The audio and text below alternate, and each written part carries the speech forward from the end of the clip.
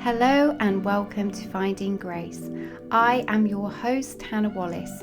This podcast contains stories and conversations with myself and others of our own personal journey to finding grace in the world that we live in today.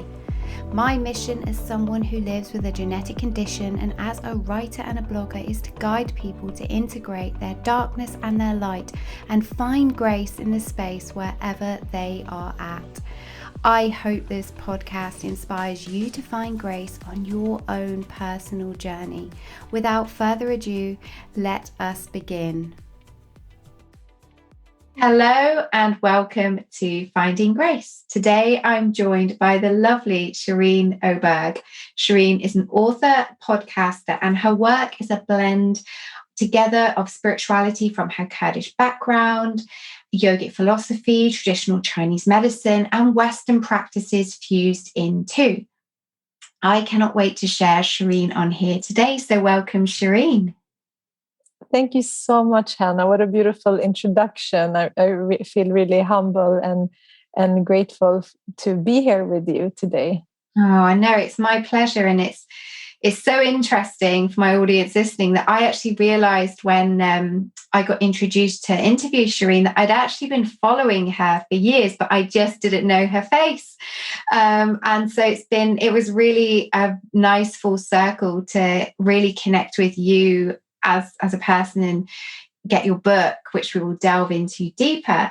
So the first question I ask everyone that comes on here, no matter what their background story, where they're from, is what does finding grace mean to you and how you would relate to it in your life and with the journey that you've been on?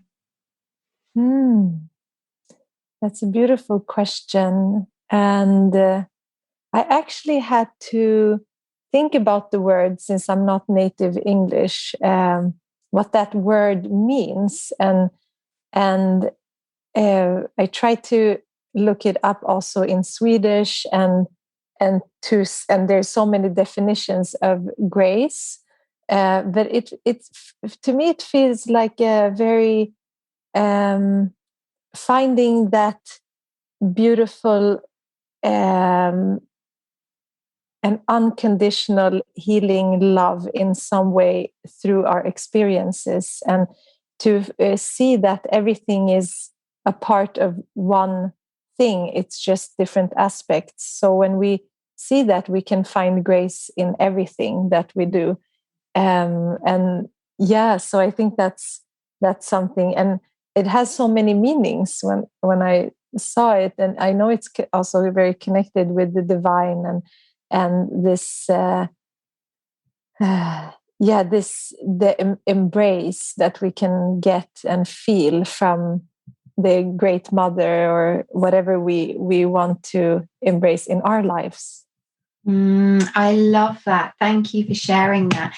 And I would love you. I mean, we've been talking now we've been trying to press record, but we just have so much to talk about. But I'd love you to share your story that led you to where you were, where you are today. Yeah. So, well, my background is that we moved to Sweden when I was 1. I was born in Czech Republic, actually, because my parents were refugees from Kurdistan. So quite early in my life, I experienced a lot of things that really helped me on this journey to open up to other possibilities and to different perspectives and different ways of living and being. And I just remember that as a child, and we talked about this, I'm a Cancer sun, so I have this really sensitive and introverted aspect of myself that I was really embodied as a child, actually. And I was experiencing a lot of things back then that I can now explain, but back then it was something really just that I could experience, was that seeing beyond the veils of this physical manifestation. And many children do that, and then we forget about it. But I can remember these different situations and and dreams and seeing things. And I grew up also in this double culture of being Swedish, but also having my Kurdish background, really grounded in like this spiritual way of being and living in life. So it was very natural in that way, and maybe that also helped me open up even more to these different gifts and different ways of seeing life. And growing up, I also let's say during my adolescence years or my teenage years, I started to become very focused in the physical world, and I was studying very hard and really in my masculine, I would say, like very like hardworking and goal getting and all of this. So I ended up studying business, and I was having a lot of fun while studying and all of that. And then and throughout that time, I really had my interest for astrology started, but I was still grounded very much in this structure that we are all in, that, you study and then you work and you achieve. And I was still in that, but I always had the spiritual, because I had really deep spiritual insights when I was a teenager as well, experiencing beyond the five senses and all of that. And then in my early 20s as well, like having different types of experiences that really opened me up even more and more. And so when I got my first job, I was actually moved to Ireland, from Sweden to Ireland, which was a really initiative time for me. It was 2 years, and the energy there. Yeah.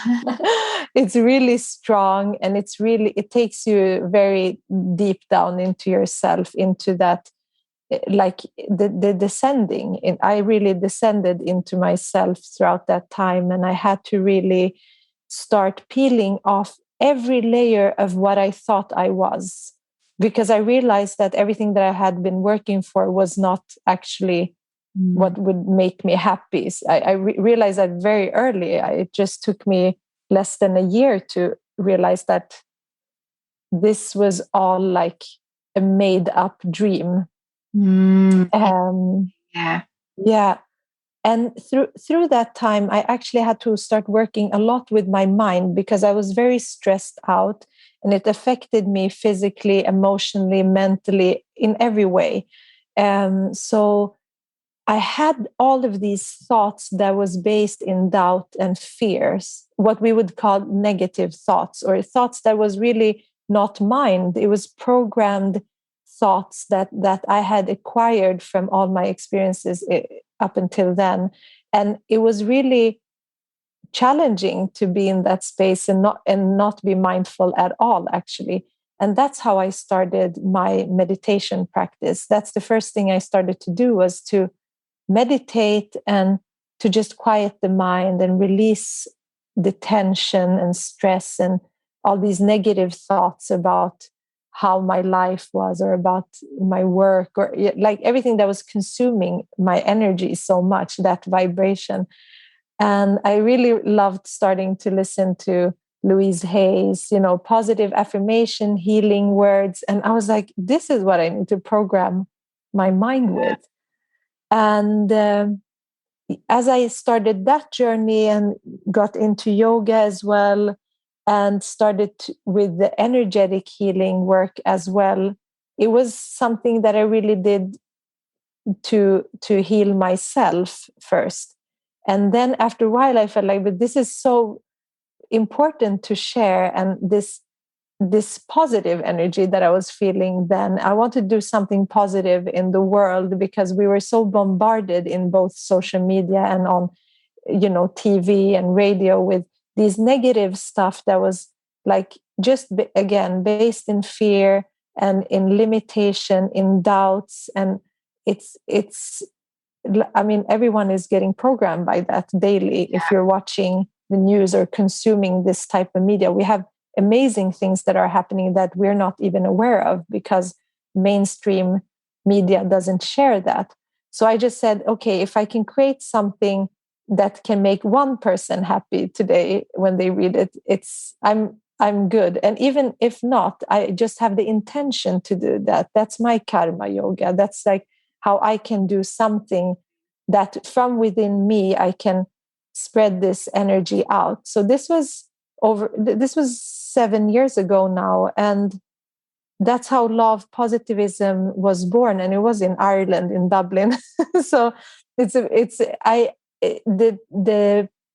journey I had there really shaped everything that I'm doing now. And I started to share more and more, and everything that I was learning in astrology.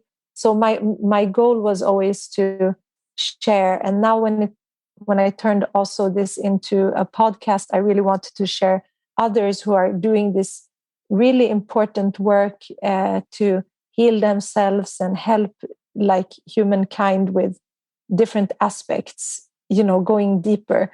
So it's been really a journey from love that has taken me here. It's always been from a deep passion to help and to support. Oh, do you know, Shireen, the one thing you've said there that just struck me, a journey from love, that is so, to me, that is such a beautiful way to look at it. And actually, the thing that struck me, as you said, it was birthed in Ireland. The first thing that popped into my head is the fire and the goddess Bridget.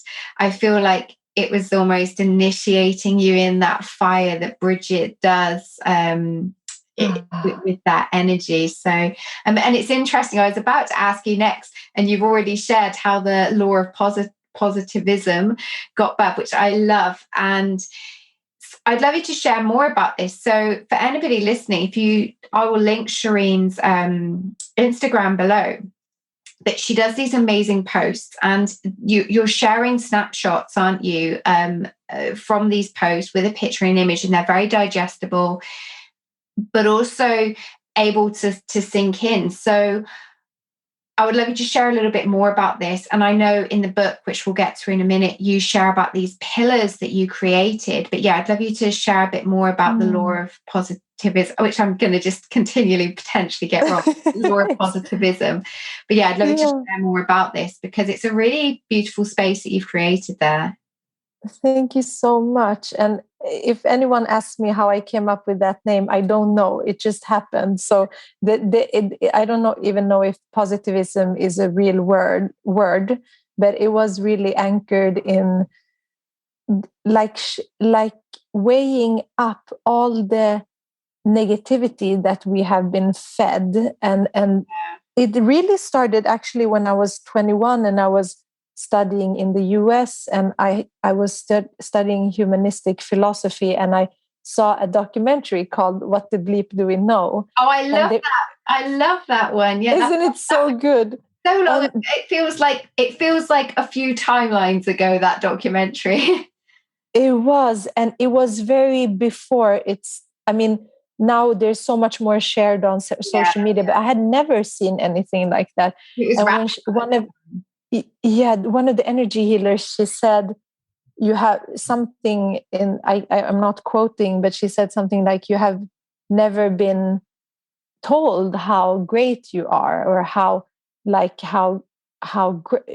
important you are in this world. We're led to think that we're just like a human shaped being that is just walking around here and just like crossing off time and just living on a timeline. So that really brought tears. I was 21 and I was like, really, it was kind of an initiation to hear that for me. So I felt like, how come people are not aware, or why are we not sharing this and talking about it? So, and back then, I don't think I was really seeing so many accounts. Maybe there were, but I wasn't using Instagram that much up until then. And when I started sharing, it's always been in that format that it's an image. In the beginning, it was like a square, and then I just wanted to have easy, digestible messages, sometimes affirmations, sometimes information, astrology, healing, because it really evolved with me, because everything that I started to learn, I wanted to share. So I think we all have different purpose on this spiritual journey, but I really always felt like I want to share. Why should I just keep it to myself? And it's so much more powerful if someone else can read and integrate it. Maybe not everyone can integrate everything, but it's still something with the intention that I have. At least only that can also help shift. It helps shift me. Yeah. And most of, to be honest, most of what I write, when it's not based in the mind, like the facts and things like that, it's always been channeled. So when I started this channeling, which can mean so many things for different people, what channeling is, but it was really just letting things creatively come out. It was also healing. Writing is also healing, right? Absolutely, absolutely. Yeah. So that's how it's evolved, and I started to share more and more. And then I thought that it's also powerful because there's so many teachers and people that have been such a beautiful guide on my path, and that I feel like we can co-create so much together and to help to support, because we're all on different paths and different parts of our journey. So maybe someone reading my post has been even further in their journey, but even that aspect hasn't been. We're not doing everything at the same time, because that would be strange, right? that would be a bit much. But I feel it's like a cosmic weave.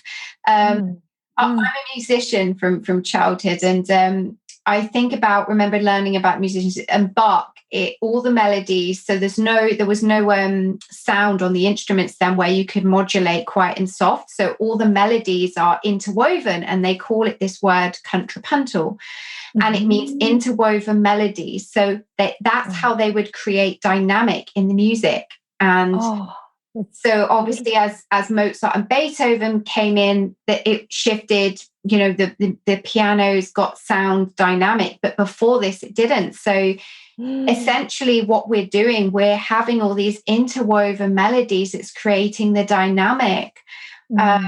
And you're planting your seeds. And, the way I look at what you've been sharing here is that you planted the seeds within you, which was me, and that me then became we. And that's how, it's like your mind shifted. Okay, I've been doing this for me, and now I'm sharing in this deeper level. So yeah, it's wonderful. And actually, one of the reasons why Shireen and I connected is because she converted this Instagram as such into a book, which is very exciting for you. And I'd love you to share about this book, because it's and I've had a copy of the book, and I'm not telling people to judge a book by the cover, but it is a great cover. It's a beautiful cover. And, and I always joke about this. I know my sister worked in a bookstore for many years, and she said, as much as you shouldn't judge a book by a cover, you do judge a book. It's so true. And I love the artist that made this, Amanda Lynn Hales, because the cover is actually from a collage that she made for me from my own inner essence of different symbols and practices. So she took that and created this, and I felt like that was the perfect cover for the book. She had made it previously, so she's really taken everything. I felt like that's me on a different dimension, like a dream world that I want to live in, Yeah, no, it's really nice. And, within this book, you created these pillars, and we were talking about this before.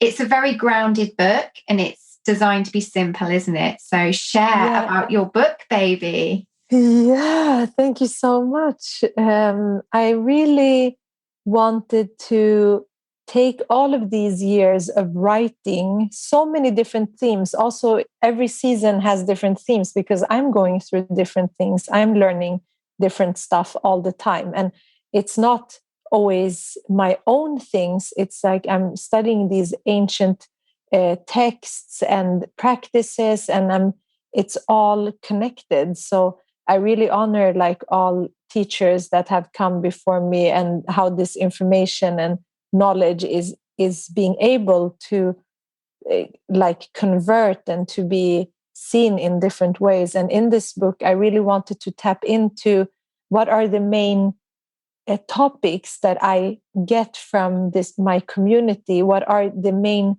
challenges? What have also the theme of my work been the past 7 years?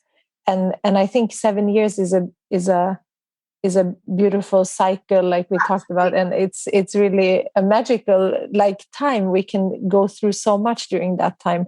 And so in this book, I realized that what I've been writing and talking about has always been like, how do you work with your mind and thoughts?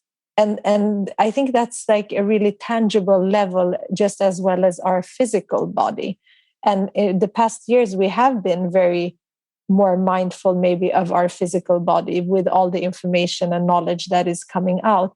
But at the same time, we can't do one thing and then let the mind do another. It's like, it's right. It has to be integrated into each other. So how do you work with your mind? And then how do you work with your energy as well as your body? Like, what is your energetic body? What is the soul and or the spiritual aspect of ourselves, our higher consciousness? How do we work with our emotional body, which can be very linked to both the thought and the physical body? So everything is so connected, and it's just different manifestations of how we are presenting and experiencing the world. So I wanted to, in the book, really share practices and practical tools to start working with that, and having it be actually holistic, because sometimes some practices are very, very based in the physical body. Some practices are very based in meditation. But how do we also understand our emotional body, which is more, now we're working with the more deeper, darker womb aspects of ourselves, the watery realms. And how do we then from these parts transcend all of these layers that we think that we are, because we're not none of these. They are just like, you know, like tools for us to manifest our highest consciousness, which is one with the highest of all consciousness, which is like somehow the intelligence behind everything, and what that is. And I'm still learning and trying to understand. There's always something in me that I know that I want to study this my whole life to get like we will get a fraction of all the answers that we could, right? Yeah, it's I like to always say, the more that I know, the less that I know. It humbles me. The fact, the deeper that I go, the more that I'm kind of brought to my knees, and you know, witnessing the depth of what's really there. And you know, it's interesting in the book, because you really do talk about, when you said about the emotional body, talk about managing your emotions. And I know for me, on my healing journey, because I was so obsessed with healing my physical body, that it wasn't until I realized my mind and my heart and a deeper thing had to emerge between the three, that I was able to actually begin to feel safe again, and begin to choose life again, and not hold so much stead just in my body, but trust that whatever I was being guided to, my mind and my emotions could guide me as well. So, and I feel your book does embody that in a way. It's a beautiful journey to do. And I think many of us, like, sometimes we get stuck in what is tangible and think that that's what we need to work with, but it's all the same in different shapes and forms and experiences. And so what we feel and vibrate, and the frequency that we're in, is actually more important, because that shapes all matter and all material manifestations of ourselves. So, but sometimes we need to have that. There's a lot of us who work with healing that has to do some type of physical healing. When we go through these different initiations, it's like, how can we more trust our journey? How can we more work from the heart? How can we more find even more compassion and unconditional love and acceptance for everything? Because maybe we think we are that, and then when we get the challenge, we're not that. We can still judge the experience, right? Yeah. So how can we even more? So that are really something that brings us through different portals of being and understanding.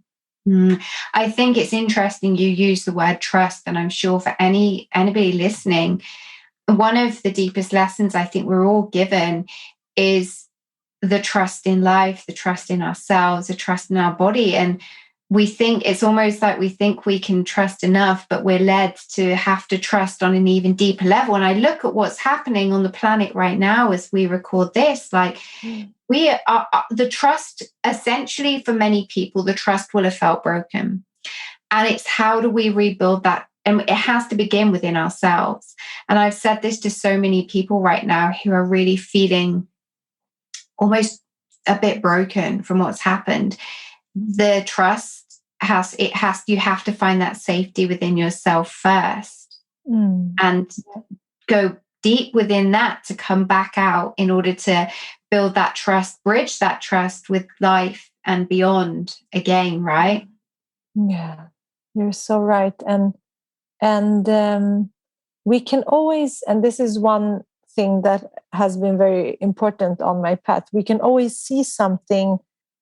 I mean, we can always tell a story of our life, of the world that is based in non-trusting and non-faith and in believing that there's this negative darkness and this, but we can choose to be in a state where we know that it all has a purpose and it all is what it is, without judging it to be negative or positive. Yeah. And from that state, I think it's a more positive vibration already, because it's more like you tune into that. It's not a mind thing, that positivity or being. It's all love, and love operates on a very high level. So even like it's the law of the heart. It's like not, when we go beyond the mind, which needs to categorize and name stuff and to have polarity and duality and all of that, there just is a comforting trust and isness, which we've seen over the past year, that it's been really important that some people, we've experienced the same thing all over the world, right? Same. It's the first time we experience exactly the same thing. Yeah, absolutely. Right. But we all have different ways of, it's our perspective that shapes what this is. It's not, there's not one truth in this. There's not one way of handling this. There's not one way of viewing this. We all are unique, and this is manifesting in our life in different ways for a reason as well. So much. And, for me personally, I experienced 20 years ago, should we say in the UK, I know it's been different in Sweden, a lockdown. I was so unwell. I basically was in a bed, in a room for months on end. There was no escape. My body, I was 17. It was a very dark, it was a very harsh initiation for a 17-year-old to experience. But so when this happened, I'm experienced this 21 years later, and I have friends who are still friends with me now from that time. And some of them and I have had discussions since, and they said, I can almost now see what you must have been going through. But for me, it was a very different experience. And I know for other people who've been in similar experiences to me, that it was something it was almost like okay, I've been here. Now it's time to really use what I've learned. And that for me, that's what I did. So for me, it probably wasn't as a bad experience. I know for some people it's been tough, but for me, I was like, okay, socially over here, I'm quite a social person. I wasn't able to do the social things, but other than that, I thought was very fortunate in my experience during this time. And having, and I reminded myself one day when I was really frustrated, I was like, do you know what? Nothing is ever going to be as bad as that poor 17-year-old who had no clue.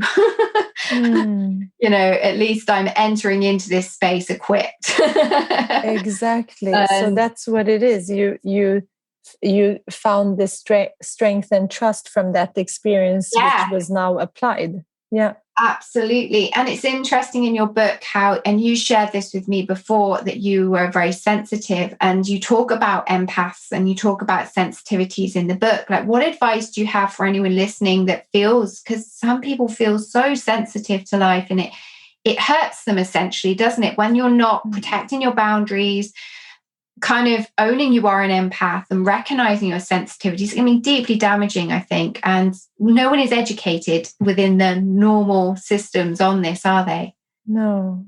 And that's why there's so many different ways of nurturing others and children that are more sensitive, because we are different for a reason. There's a divine balance here. Why we have like highly sensitive people and empaths, and how we're tuning into it's our path in this life to have that. And it was a very long journey for me, I think, to understand, first of all, the sensitivity and taking in and physically feeling like what's happening in the world and what's happening in others.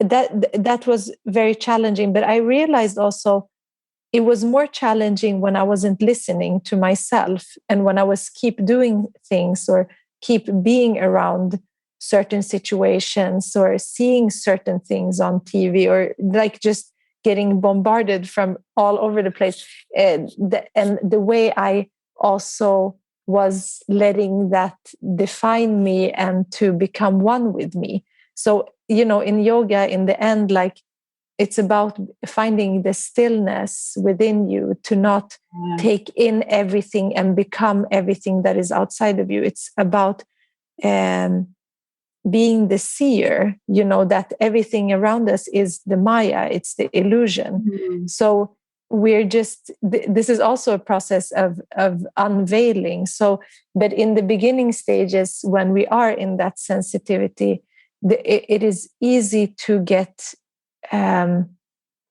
because also in yoga, we talk about like closing the senses, because when we're hearing, we're seeing, we're feeling things, it becomes a part of us. But it's when we identify that to be us, that's when it affects us. So, but working first of all with self-love and self-nourishment, to go to the more the feminine way of working with this, is to really embody that inner nourishment and being that divine mother to yourself, to give yourself what you need, and to release people, situations, places that you're in that is not in your vibration. That's why you're feeling maybe exhausted or tired all the time when you're sensitive. And of course, we can't escape the energies of the world. I mean, many of us for the past year have been sensing this in our womb, in our body, even if we're not affected ourselves on a mental level, we are watching this. But there's so much, but being aware of that okay, now I might be, as an empath, taking in the fears and the worries of others, and why am I a channel, first of all, for that? Why am I taking that in? It's not something negative. It's so you can ground it and neutralize it. So start working with very much grounding, and very much to take care of your physical body, your emotional body, and also trusting that that's a part of your path. because when we transcend that, we start transcending the body, the thoughts, the senses, the emotions. Then we come into our true nature, which is not any of that. It's just a temporary manifestation right now in this life, and we come back to it to learn from that. And so, yeah, I have that chapter when managing emotions, and I talk about the practical things you can do as a empath and highly sensitive, and the difference between those two, what it means, and also how it is to be more introverted, extroverted, even though you're sensitive. And there's so many different manifestations of sensitivity, as we are. Like, there's so many types of flowers on earth. We're so different, all of us, and we have different experiences from this and past lives, and we have different experiences from other dimensions in this life. So we are not all the same. But I wanted to provide at least some tools and some insights into this. And I think many of us that are on this path can relate to some of these traits and gifts, actually.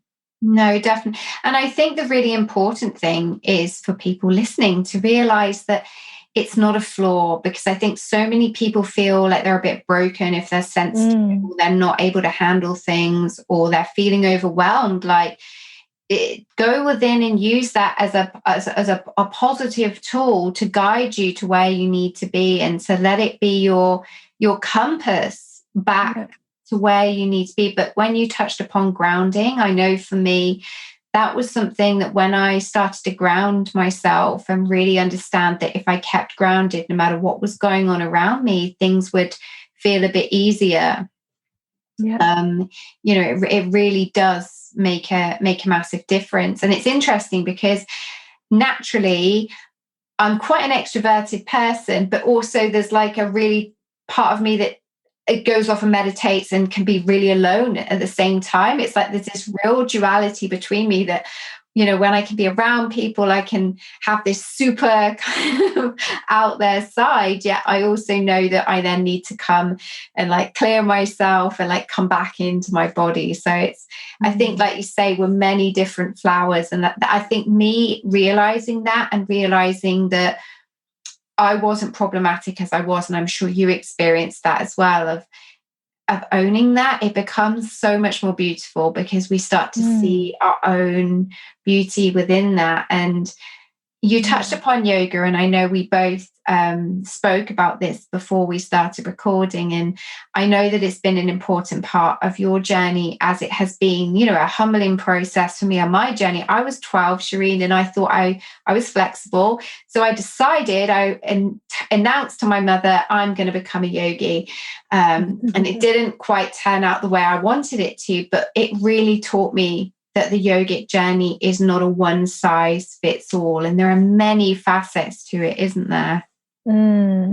Definitely. I mean, the form of yoga that has been popularized in Western culture is really because we are so physical in this Western society, that it's really the physical practice, and it's so tangible that it makes it easy. But then most people that start with that realize, okay, but it's not only the body, it's the breath body. Then, I'm working with my emotions. Then I'm working with like deeper and deeper parts. And the yoga that we practice, the Raja Yoga, which is based in Hatha Yoga, and this physical Kundalini Yoga, all of these, they are just one aspect of yoga, and it's the aspect where we are on the mystical path, because through these practices we want to be able to sit still, meditate, and have transcendental experiences. So that's why we're doing it. And then, but at the same time, many of us feel more that, okay, I can use my body for this these spiritual insights and to connect with what I truly am.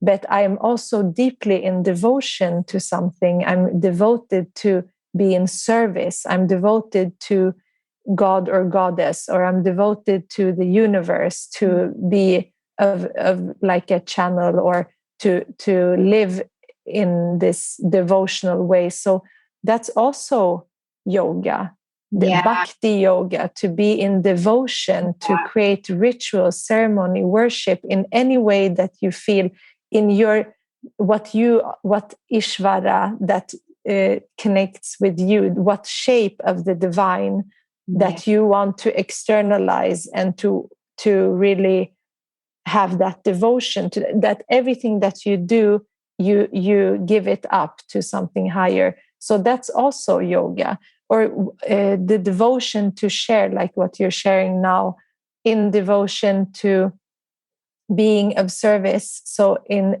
doing your karma yoga, to really just do selfless service, to renounce the fruit of your actions and to renounce the fruit of your work, that you do something for the sake of doing it and to be in service.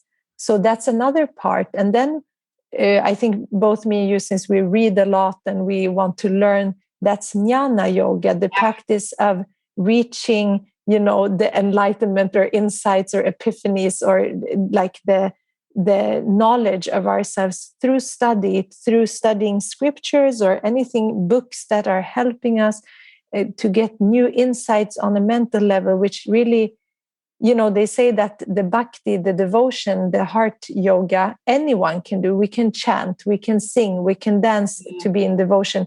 Anyone can do that. And it's so direct because it comes from the heart. It's the easiest way. While when studying, we get a logical understanding of why we are here. What is the universe? What is like the highest consciousness of everything? That's a different way. So in realizing that, it means that we all have different paths in yoga.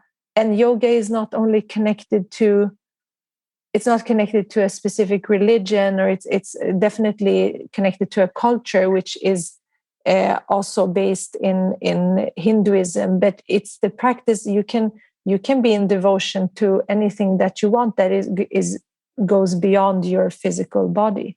Thank you so much for sharing that. And for me, that when you said about the bhakti, for me, chant has been such a powerful tool to just to just chant sometimes, and being able to do that has, for around my throat chakra, and that is kind of cracked open parts of me sometimes. I have to do it every day in some way.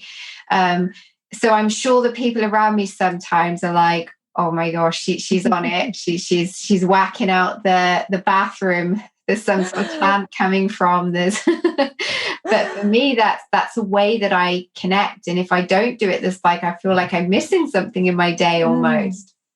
Yeah, the voice is magical. I mean, everything is vibration and sound, so we can really help shape ourselves and everything around us with our voice as well.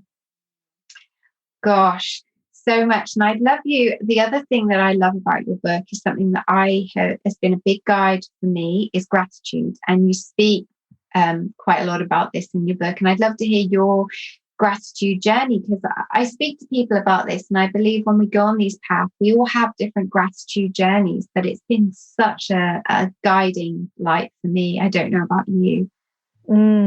Yeah, it's really, again, about seeing everything that we have, instead of always feeling like we're in lack of anything, and that we focus on because everything that we want that is outside of us or within us is an attachment that creates a gap of not feeling fullness, like the fullness that we truly are, the fullness of life. There's always something, it's not, gratitude is not only saying and writing it. Of course, that's also for me, it was a really important part of my path, when I started, and that I really had to start conditioning myself to see the fullness and to be really grateful from the heart to that.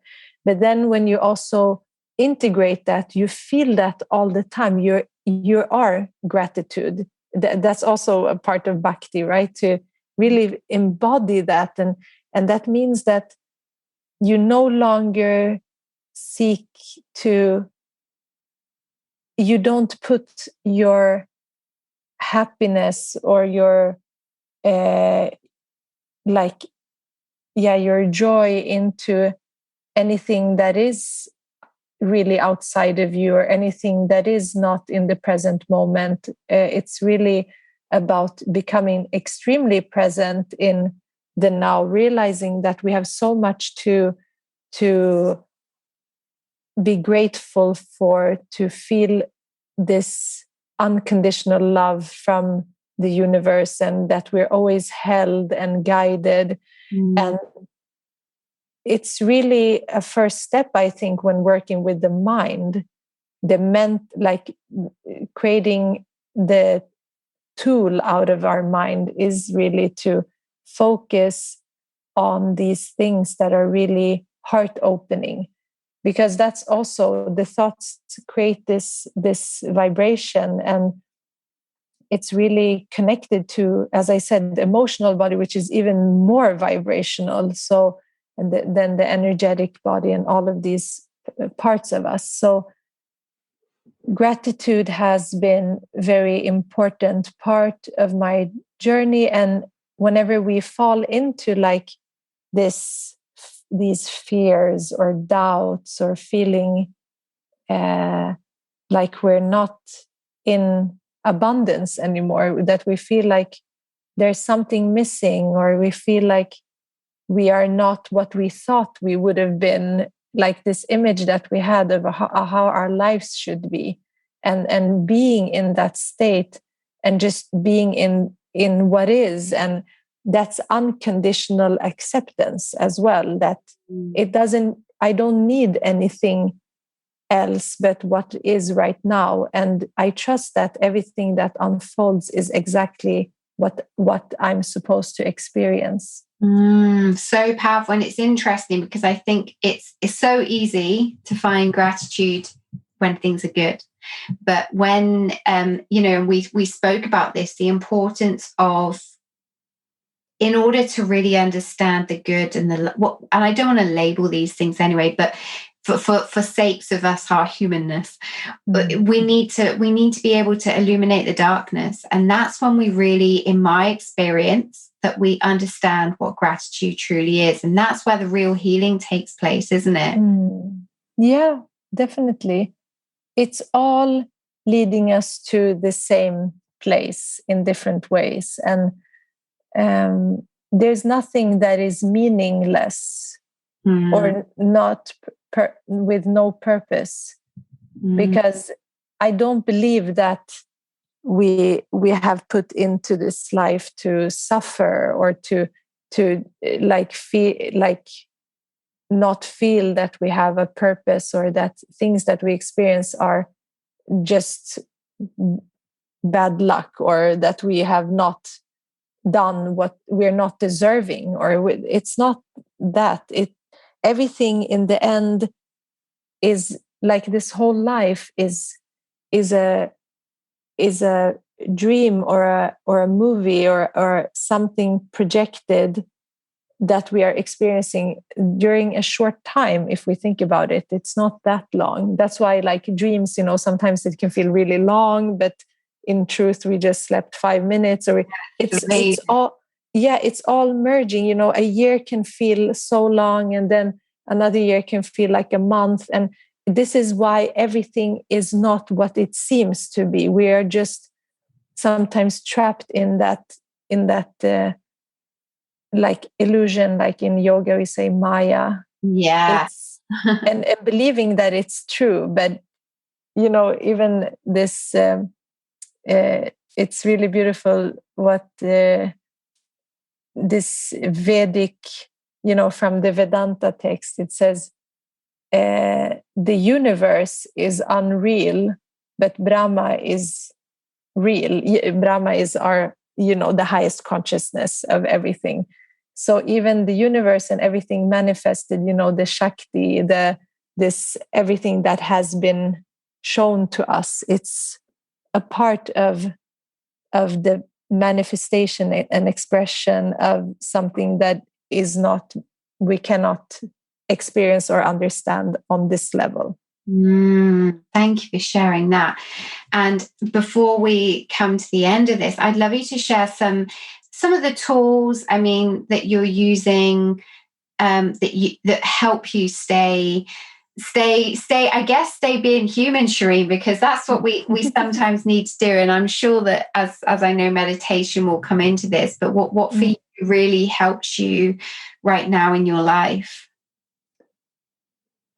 It's really, for me right now in my life, is still to understand and learn different perspectives of why we're here and how we can become the most potent and highest version of ourselves. And I really feel like right now, also in this time of year, like nature has been so healing and grounding, and having these practices of being one with the cycles of nature, with the cycles of everything that is going around us, is so beautiful and important. So right now I feel like, moving my physical body, being very connected to this heart opening period of this season, which is like, for me, like the summer solstice really activated that. It really opened up like this new portal for us to be in this flow of gratitude and abundance, and to really enjoy the rest of which this season of astrological season also brings us, to nurture ourselves and to really slow down. So for me, this has been a very important practice. Now it's slowing down to rest, nurture. Also, like, even if it's a very extroverted time, to really take time to be at home and to feel that you're creating this sacred space around you. And so I think that's really important right now. I love that. And I truly believe, and I know through your work and what I see, that honoring the seasons, and when we start to really connect more psychically like that, it changes our life, doesn't it? Yeah. It does. We become, again, understand that we're part of something so much bigger, and we are that. We are nature, we are the earth, we're always connected. And I would love you, as we close, to share what your parting wisdom would be to my listeners, Shireen. Yeah, so I just want to really, something that is important for me and has been very important, especially for the past 3 years, is to trust our path and to really feel that we are always guided and supported in everything that we do. So when we have that trust in our path, we trust everything. We trust life. We trust universe. We can feel ease and rest in that. We rest in that. And in that rest, we become extremely present in the now. So we don't have to be anything else or go anywhere else or become something different. Just being here and now, and being with what is, and letting that take us to a deeper place in ourselves, to find our essence, what we truly are, because we're so much more than we ever thought that we were. I think that's important. For me, that's almost like you're finding grace. That is. Oh gosh, thank you so much for this beautiful conversation, Shireen. It's been a pleasure. It's been heartwarming. There's so many words I could use from it. Thank you for coming on. And thank you so much. It's been really beautiful and synchronistic and so wonderful. Yeah, and really heart-opening to talk to you. I'm so grateful. Thank you so much. Oh, me too. So do reach out to me, everyone, to continue all these threads. I mean, we've covered so much in this episode. And if you want to find out what Shireen is up to, buy her book. I will link the book below, but you can go to her Instagram at Law of Positivism. She has a YouTube of the same name, a Facebook, and a wonderful podcast with guests and all this amazing wisdom coming out too. So all of these things will be linked on the website. So do go and check them out, and definitely head to her social media to connect with that energy that Shireen gives off. And thank you for listening. Please share, subscribe, and review. It's greatly appreciated. And I hope you all find grace in your week ahead.